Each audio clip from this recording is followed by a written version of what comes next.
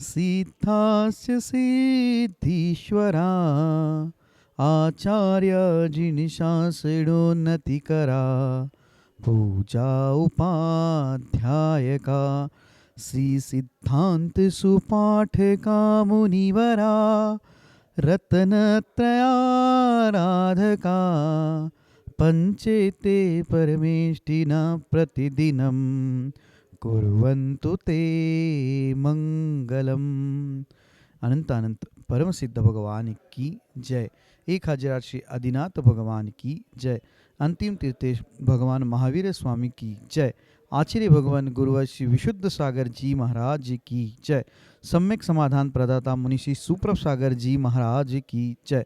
मुनिषि प्रणत सागर जी सौम्य सागर जी मुनिराज की जय। जय जन बंधुओं, हम सभी यहाँ उपस्थित हुए हैं देश के लोकप्रिय कार्यक्रम सम्यक समाधान के लिए। एक ऐसा कार्यक्रम, एक अनूठा प्लेटफॉर्म जिसके माध्यम से हम सभी के मन में उठने वाले जो विकल्प है उस विकल्पों का सम्यक समाधान मुनिश्री अपने मुखारविंद से हम सभी को प्रदान करते हैं।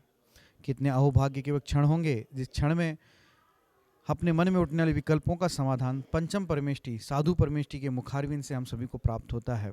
अगर आप इस कार्यक्रम से जुड़ना चाहते हो या कार्यक्रम के माध्यम से अपने मन में उठने वाले विकल्पों का समाधान चाहते हो तो कार्यक्रम में नीचे जो पट्टी पे स्क्रॉल पे या फ्लिप पे जो हमारे नंबर चल रहे हैं, हमारे ईमेल आईडी है, उसके माध्यम से आप अपना विकल्प हम तक पहुंचा सकते हैं। उस विकल्पों को एकत्रित करके मुनिषी तक पहुंचाया जाएगा। वो मुनिषी के मुखारविंद से हम सभी लोग सम्यक समाधान प्राप्त करेंगे। सम्यक समाधान के माध्यम से आप अपने विकल्पों का समाधान प्राप्त कर ही सकते हैं एवं उस विकल्प के कारण अन्य लोगों के मन में जो विकल्प है उसके विकल्पों का भी समाधान हम सभी प्राप्त कर सकते हैं। तो आप जल्द से जल्द अपने मन में उठने वाले विकल्पों को हम तक पहुंचाएं और हम सभी लोग उस विकल्प का सम्यक समाधान मुनिषी के मुखारविंद से प्राप्त करेंगे।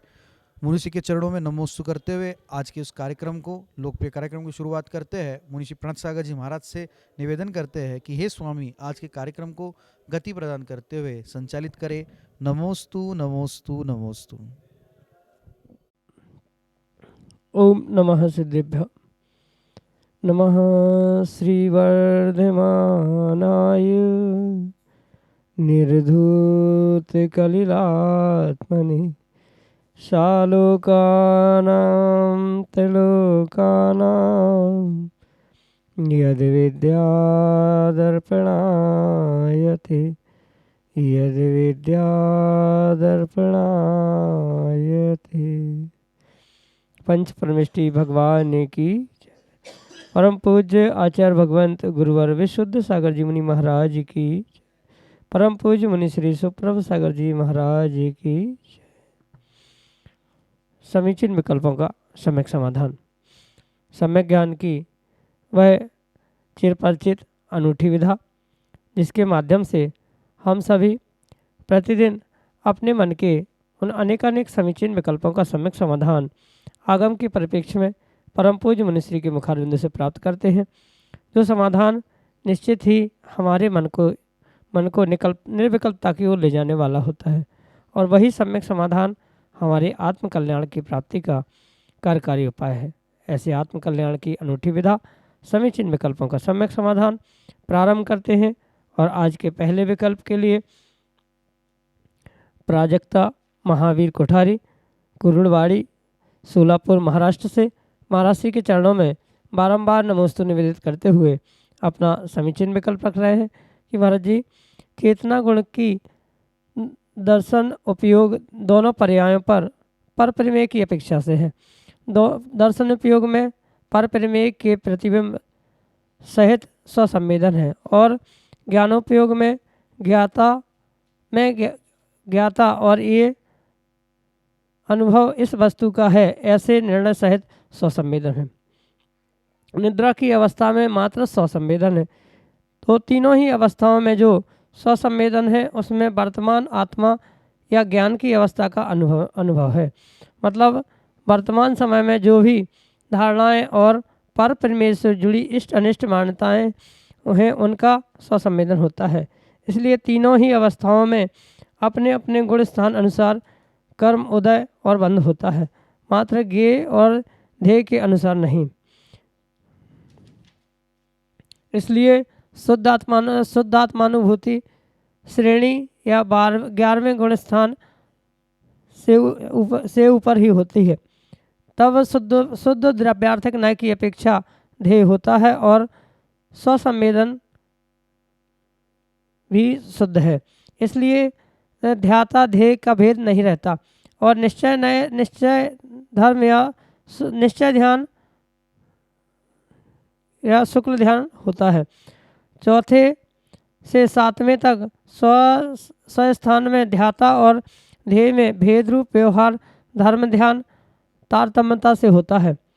क्या मैंने सही समझा है या कहीं गलती हुई है? ओम नमः सिद्धम। परम पूज्य आचार्य भगवान गुरुवर विशुद्ध सागर जी महाराज के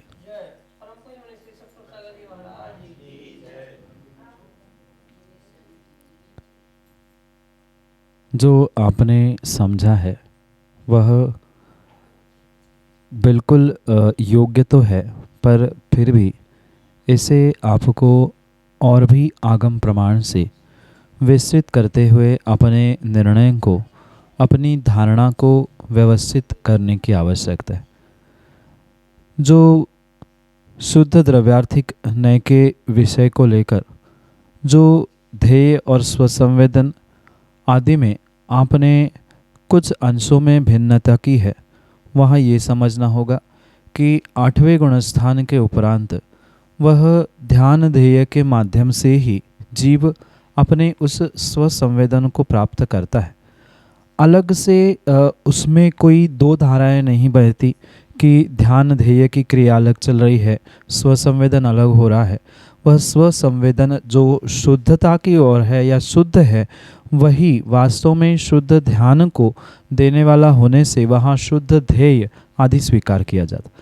ध्येय भी आत्मा है, स्वसंवेदन भी आत्मा ही करता है। इसलिए कहीं न कहीं शुद्ध द्रव्यार्थिक नय की अपेक्षा से, शुद्ध निश्चय नय की अपेक्षा से उन दोनों को, ध्याता और ध्येय को एक मानते हुए ही वह वास्तव में निश्चय धर्म या शुक्ल ध्यान को जो समझा जाता है, वही वास्तव में आगम के परिप्रेक्ष्य में वास्तविकता है।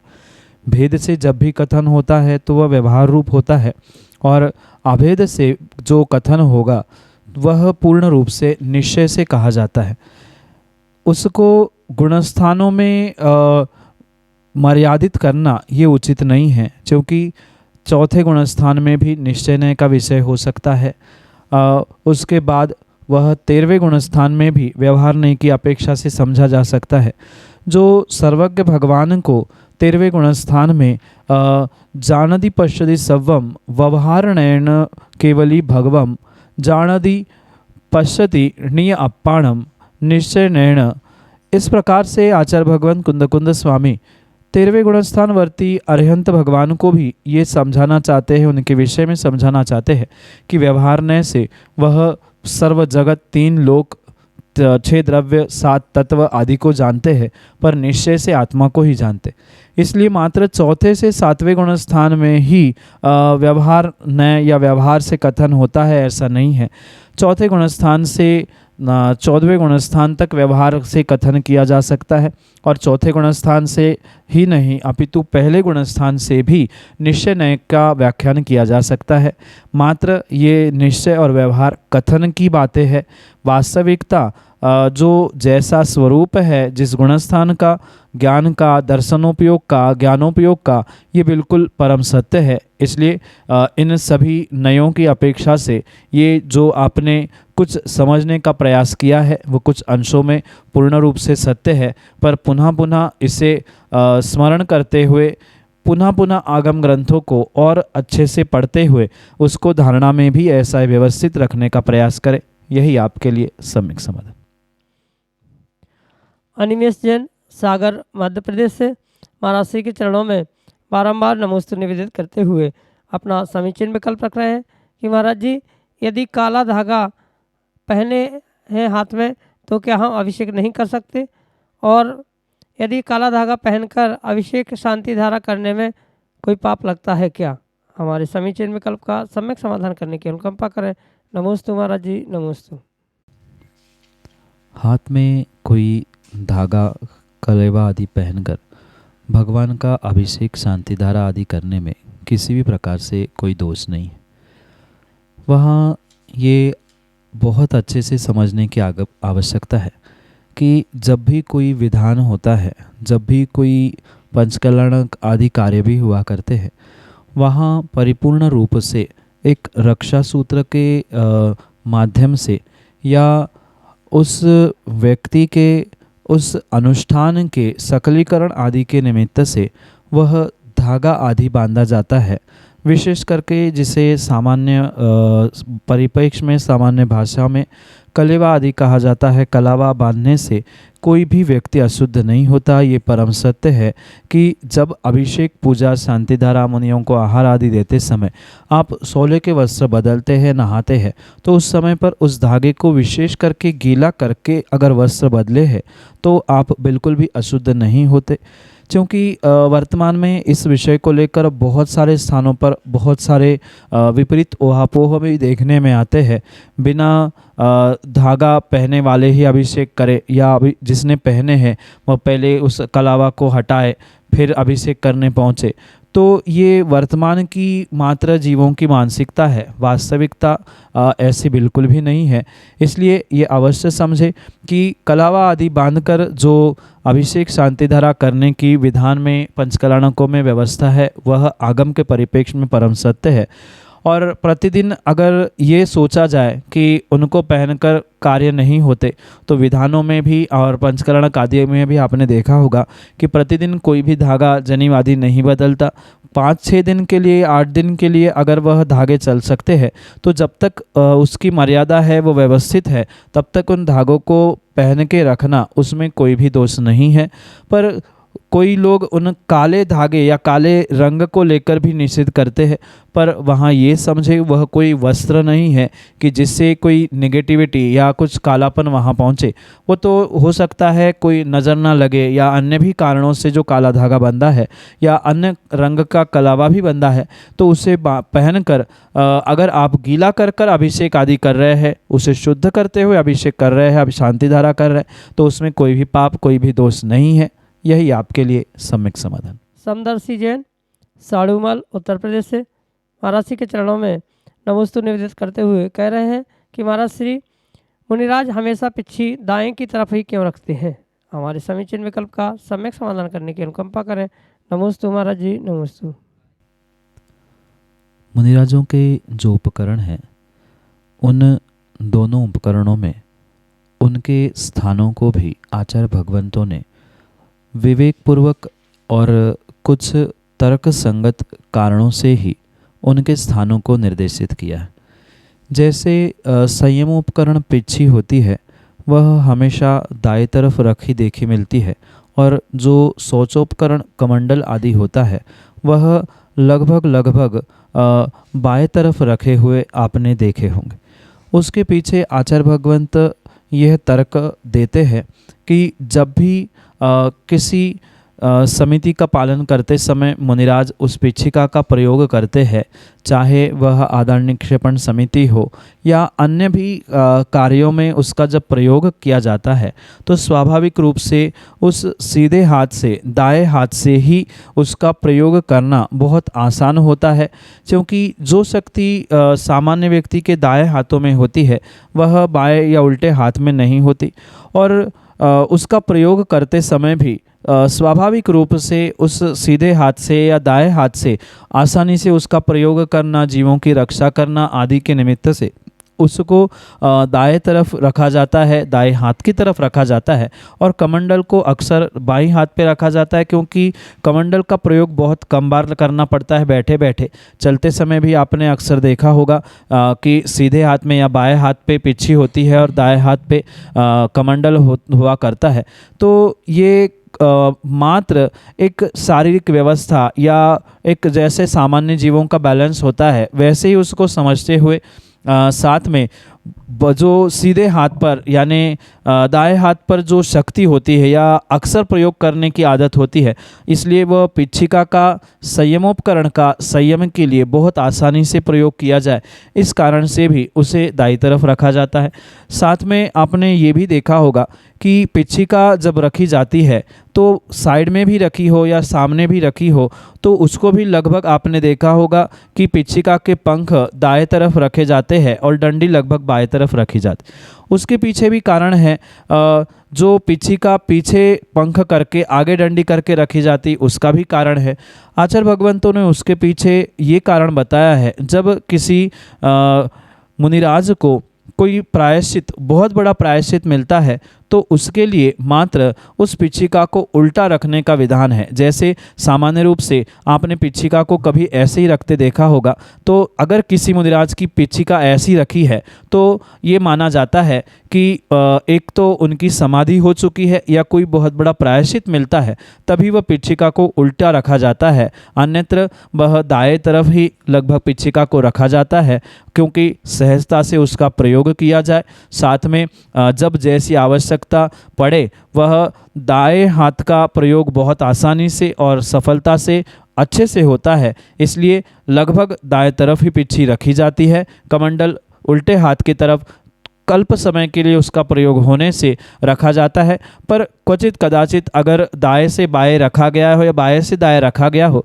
तो उसमें कोई दोष पाप नहीं है। पर पिच्छी उल्टी और सीधी रखने में यह अवश्य समझना कि कहीं ना कहीं बहुत बड़ा प्रायश्चित मिला है या फिर उस साधु की समाधि के उपरांत ही पिच्छिका को उल्टा रखा जाता है।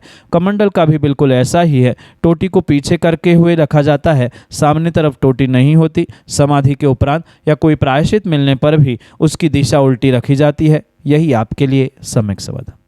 श्रीमती कुसुम जैन, कारीटूरन, उत्तर प्रदेश से महाराज जी के चरणों में बारंबार नमोस्तु निवेदित करते हुए कह रहे हैं कि महाराज जी जो भी धर्म चर्चा सुनते हैं तो तब तो समझ में आता है, फिर याद क्यों नहीं रहता। हमारे समीचीन विकल्प का सम्यक समाधान करने की अनुकंपा करें। नमोस्तु महाराज जी, नमोस्तु। ये जो सामान्य जीवों की परिणति है, यह तो कहीं न कहीं जीवों के तीव्र कर्मोदय के निमित्त से ही देखने में आती, और मात्र आप ही के साथ नहीं अपितु यह परिणति बहुत सारे जीवों के साथ देखने में आती है कि जब धर्म चर्चा होती है, प्रवचन, देशना, उपदेश, स्वाध्याय आदि जब सुना जाता है तब बहुत कुछ याद रहता है, बहुत कुछ समझ में भी आता है। पर जैसे ही पुनः वह व्यक्ति अपने सांसारिक कार्यों में, गृहस्थी के कार्यों में उलझ जाता है या कहीं अन्यत्र भी निकल जाता है तो कुछ ही समय में वह सभी चर्चा को भूल जाता है। जो स्मरण था, धारणा थी, वह भी कमज़ोर हो जाती। ये जीव के अपने स्वयं के जो ज्ञानावरणी, दर्शनावरणी कर्म का क्षयोक्षम है उसके ही निमित्त से देखने में आता है। जैसे जीव का क्षयोक्षम हुआ करता है, जैसे कर्म का उदय आदि रहता है, बिल्कुल वैसे ही उसके साथ होता है। कुछ जीव ऐसे भी देखने में आते हैं जो एक बार पढ़ते हैं, सुनते हैं या याद करते हैं तो उनके लिए वह हमेशा के लिए जीवन भर धारणा के रूप में उनके श्रुत ज्ञान में बना रहता है। कुछ जीव ऐसे होते हैं कि दिन रात मेहनत करते हैं याद करने के लिए, पर फिर भी वह उसे याद नहीं रख पाते। ये मात्र और मात्र उनके व्यक्तिगत जो कर्मों का और विशेष करके ज्ञानावरणी कर्म का जो क्षयोक्षम हुआ करता है, श्रुत ज्ञानावरणी, मति ज्ञानावरणी, जिसके निमित्त से याद रहना, समझ में आना, विवेक से क्रियाओं को क्रियान्वित करना आदि जो कार्य उस ज्ञानावरणी कर्म के क्षयोक्षम के निमित्त से होते हैं, बिल्कुल उसी के कारण से जब जब आप सुनते हैं तब तब आपको सब कुछ ऐसा लगता है कि हमने समझा है, हमें याद है, पर बाद में पुनः कुछ समय से, कालांतर से विस्मृत होना, ये उस तीव्र ज्ञानावरणी कर्म के उदय से हो रहा है। उस ज्ञानावरणी कर्म के उदय को ठीक करते हुए अपने क्षयोक्षम को व्यवस्थित करने का प्रयास किया जाएगा तो हो सकता है वह जो सुनते समय याद आ रहा है या समझ में आ रहा है वो लंबे समय तक याद रह सकता है। उसके लिए आपको उस ज्ञानावरणी कर्म के क्षयोक्षम को व्यवस्थित करने के लिए दूसरे के सच्चे ज्ञान की प्रशंसा करना, दूसरे को ज्ञान दान करना, कोई कुछ समझ नहीं पा रहा है, भले ही हमें पता नहीं है पर उसको समझने के लिए निमित्त बनना, ग्रंथ भेंट कर लेना, आदि आदि कार्यों को करते हुए अपने ज्ञान और ज्ञानावरणी कर्म के क्षयोक्षम का व्यवस्थित करने से आपको लंबे समय तक याद रह सकता है। यही आपके लिए सम्यक समाधान। महिमा जैन, तिलकगंज, सागर, मध्य प्रदेश से महाराज श्री के चरणों में बारंबार नमोस्तु निवेदित करते हुए अपना समीचीन विकल्प रख रहे हैं कि महाराज जी, हम बालिकाएं कितने जन्म का पुण्य एकत्रित करते हैं जब हमें पंच कल्याणक में अष्टकुमारी बनने का सौभाग्य प्राप्त होता है। हमारे समीचीन विकल्प का सम्यक समाधान करने की अनुकंपा करें। नमोस्तु महाराज जी, नमोस्तु। जो अष्टकुमारी देवियाँ होती है वह नियम से भगवान के गर्भ जन्म आदि कल्याणकों के निमित्त से जो उस तीर्थंकर बालक की माँ की सेवा, तीर्थंकर बालक की गर्भ में व्यवस्था, शुद्धता आदि आदि जो भी कार्य करते हैं वह नियम से सातिशय पुण्य से ही उनको वह पर्याय प्राप्त होती है। और मात्र वह अष्टकुमारी की पर्याय ही नहीं अपितु पंचकल्याणक आदि के निमित्त से भी जो अष्टकुमारी आदि बने जाते हैं या जो भी पात्र बनते हैं वह नियम से कहीं न कहीं कई भवों का सातिशय पुण्य जब उदय में आता है तभी वह कोई बालिका, कोई कन्या अष्टकुमारी आदि या अन्य भी पात्र बनते हुए बहुत बड़ा सौभाग्य प्राप्त करते। ये पक्का नहीं कहा जा सकता कि 5 भवों का, कि 10 भवों का, कि 50 भवों का, पर ये पक्का है कई सारे भवों का जब पुण्य एकत्रित होता है तभी ऐसे खोटे काल में भी उत्कृष्ट पात्र बनके वह पाषाण से परमात्मा बनने की उस पंचकल्याणक की विधि में व्यक्ति अपने उस स्वद्रव्य को, स्वसमय को लगाते हुए पुण्य कार्यों की अनुमोदना करते हुए सातिशय पुण्य इकट्ठा भी करता है और उस पुण्य के लिए भी पिछली पर्याय का पुण्य ही कार्यकारी होता है।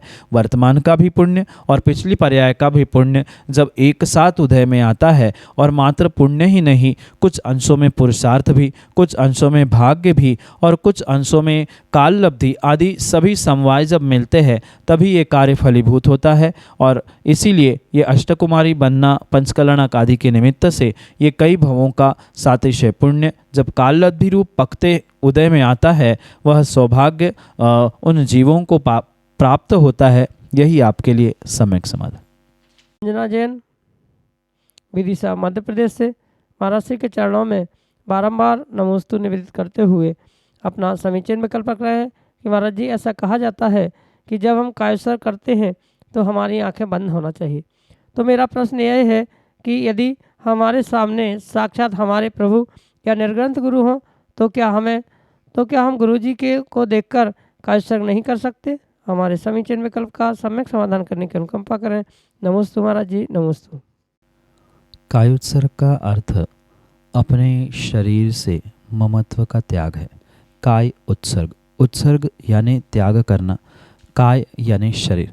शरीर से जो ममत्व का त्याग करते हुए भगवान को, पंच परमेश्वरी को, नव देवताओं को या देवशास्त्र गुरु को स्मरण करना है वही वास्तव में कायोत्सर्ग है।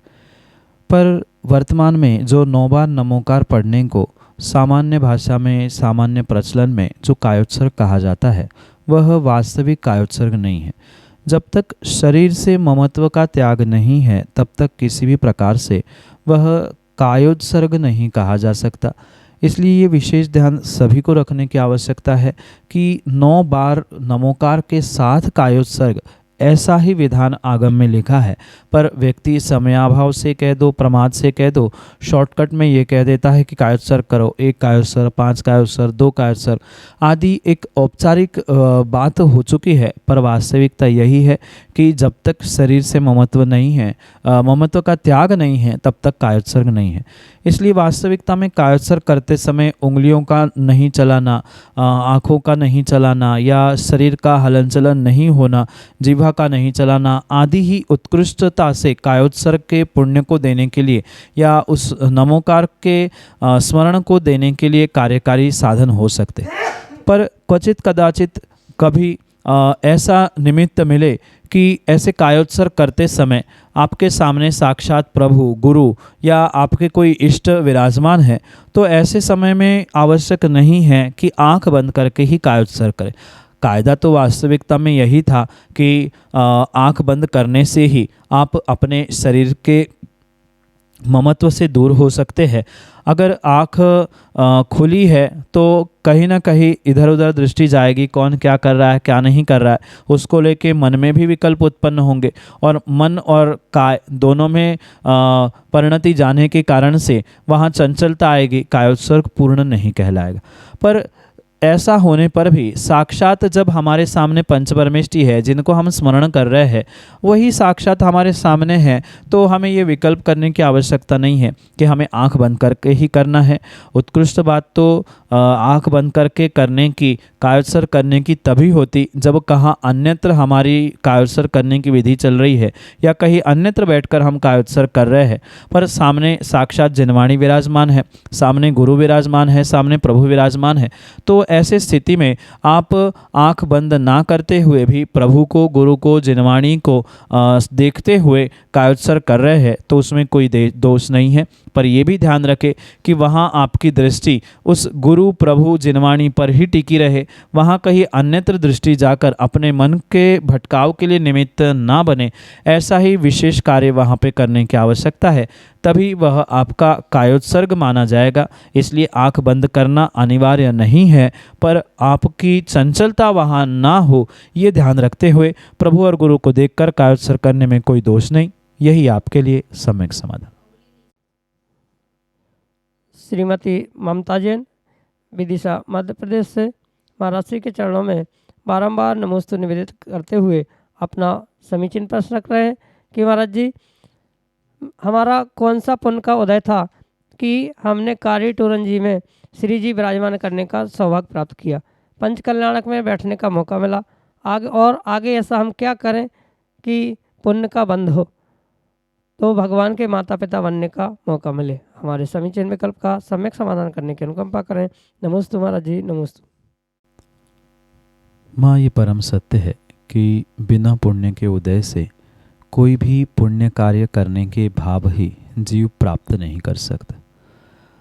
कहीं किसी स्थान पर, किसी क्षेत्र में श्री जी की प्रतिमा को विराजमान करने के जो भाव हुआ करते हैं, वह पिछले जन्म के सातिशय पुण्य के उदय से ही हुआ करते।